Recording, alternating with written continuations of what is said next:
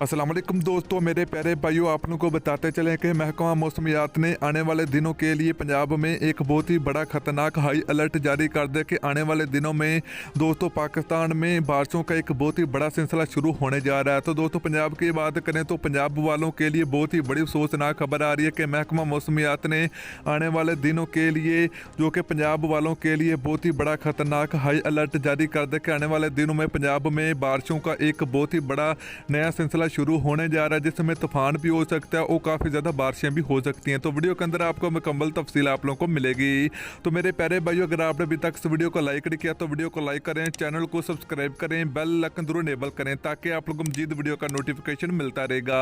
तो चलिए मेरे प्यारे भाइयों, आप लोगों को बताते चलें कि दोस्तों पाकिस्तान में आने वाले 3 और 4 दिन के बाद पाकिस्तान में बारिशों का एक नया सिलसिला शुरू होने जा रहा है। तो दोस्तों पंजाब की बात करें सबसे पहले तो दोस्तों पंजाब में दोस्तों जुम्मे और हफ्ते वाले दिन पंजाब में दोस्तों काफ़ी ज़्यादा बारिशें होने का इम्कान है। तो पाकिस्तान की बात करें तो पाकिस्तान में 3 और 4 दिन बाद बारिशों का एक नया सिलसिला शुरू होने जा रहा है।